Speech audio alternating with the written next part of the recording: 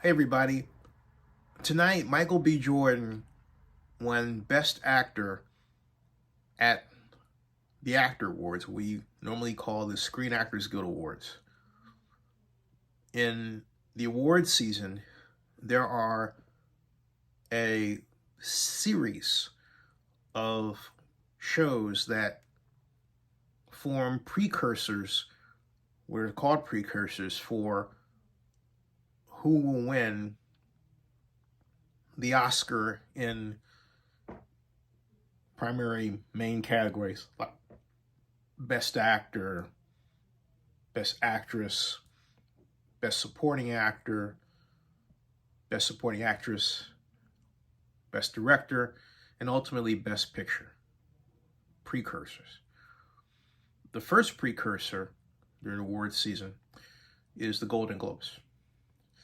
You win Best Actor in Golden Globes, then it's, hey, a coin flip that you'll win the Oscar, if not that 70% chance between those, okay? 66% is a sure thing. And then there's the Directors Guild, which is less of a precursor. And then we have the Screen Actors Guild Awards for the determination of who will get the actor if a person wins in that category, be they Best Actor or Best Actress. It is a near lock that they will get the Oscar. Michael B. Jordan achieved that lofty position tonight. And for anybody who's lived in Oakland during the time that included the date New Year's Eve 2009, you remember the series of events. It may have been close to them or in them on the train that led to BART police officer Johannes Messerly murdering Oscar Grant. I remembered not only from where I was when it happened, also on BART later, but just a few days later going to work out and then giving my friend Emily and I home and taking her on a little tour of Lake Merritt. And then both of us noticing there were helicopters in the air. So when I dropped her off, instead of going straight home, I took my camera, my Sony camcorder, and I went downtown and I captured what is on YouTube to this day, the Oscar Grant riot. That shook Oakland to its core. It also led to a movie called Fruitvale Station, where a young man by the name of Michael B. Jordan played Oscar Grant. Now, I don't know Oscar Grant, where I do know his father. And I never asked his father what he thought of Michael B. Jordan's performance, but I will. Because I know when we talked about Fruitvale Station, he never said anything bad about Michael B. Jordan at all. So, for those of us in Oakland who were around then,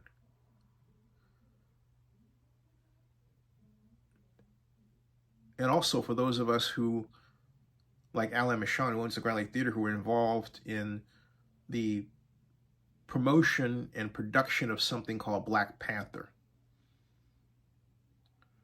and forming a community of support for Ryan Coogler and Michael B. Jordan. we feel like whatever those two do, it's a reflection of Oakland. It's a reflection of us. Ryan Coogler, because he is from Oakland, schooled in Oakland. And Michael B. Jordan, because he represented Oakland from the perspective of playing Oscar Grant in Fruitvale Station and then getting the role and representing us. But look what he did after that. He went from there to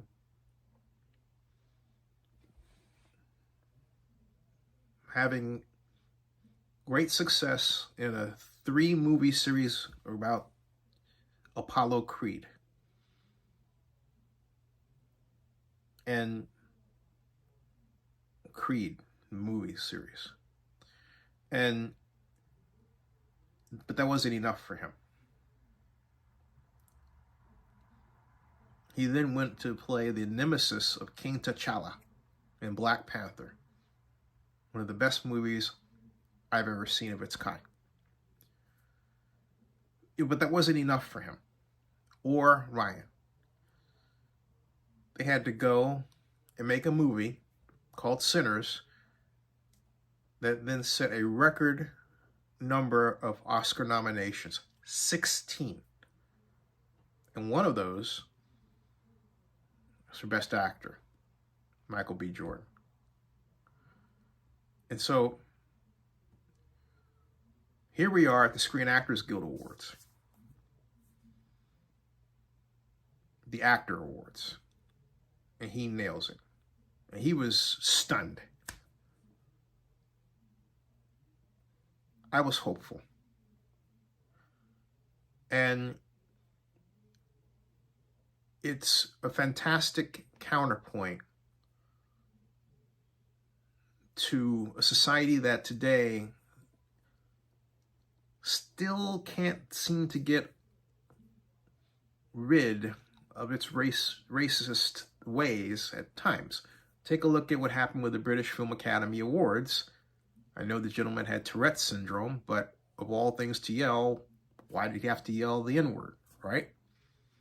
What was the point? If you wanted to say, hey, Tourette's syndrome is a problem, he didn't have to do it by showing that he was not sympathetic to others in their social plight who would be sympathetic to his. Makes no sense whatsoever. But it was done. It also served to signal to the world that we don't have that perfect union yet internationally. And we certainly don't have it now. But in the United States, it's said to us, we have to strengthen our union, a union that has been under attack. Well, ironically enough, what happened in London strengthened America and caused everyone to galvanize around Delroy Lindo, Michael B. Jordan, and the cast of Sinners. I'm not saying that's why Michael B. Jordan won. It's not. Michael B. Jordan won because he was part of the most technically advanced movie ever made. A movie that literally changes depth of field,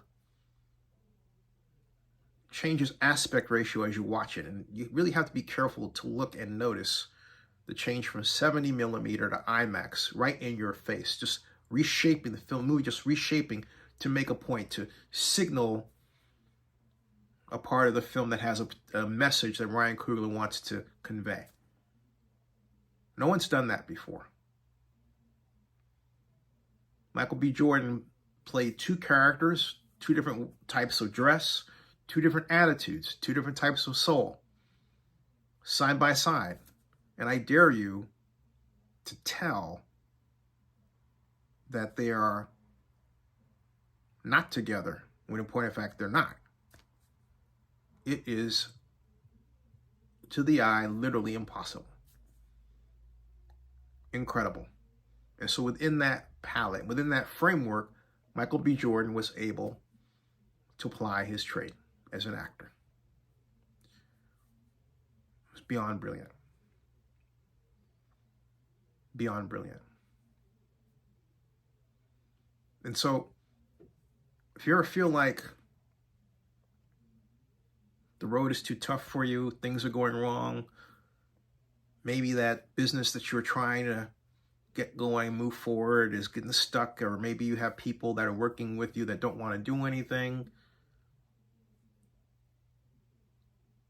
keep going. Keep going. Because no road is perfect. I'm sure Ryan Coogler will tell you that. I'm sure Michael B. Jordan will tell you that. And I'm sure that they're sitting and they're wondering, just like Michael B. Jordan said when he brought his mom to the Screen Actors Guild, where he remembers when they didn't have enough money to pay for the toll to go over the Holland Tunnel for his acting lessons. She had to literally drive a long way around to New York to get there. And now, here they are. And along the way, Michael B. Jordan has never forgotten his mom or what made him, what grounded him. I remember he starred in a series of commercials by American Express, if I'm not mistaken, where they were introducing, I think it was called the Sapphire Card, and they had these special dinners that you can sign up for.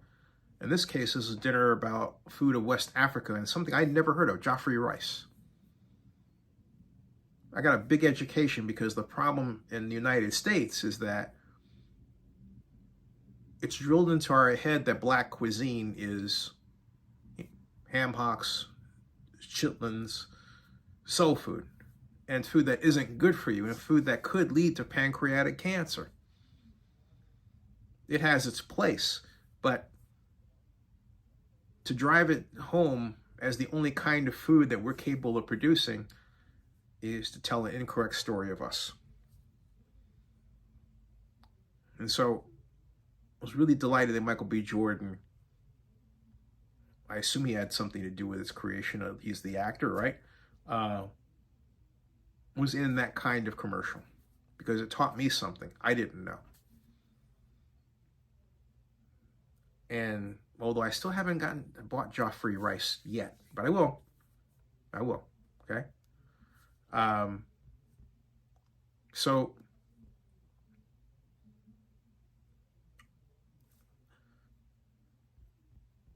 it's very important to realize what these gentlemen have done, how path-breaking their efforts have been, how completely and wonderfully unique and yet also American what Ryan Coogler and Michael B. Jordan have done. It should be noted and chronicled. Hold on a second, I have don't want to cancel the stream here, but it should be noted and chronicled, and then it should be celebrated again and again and again. And then again. Congratulations to them both, and congratulations to Oakland.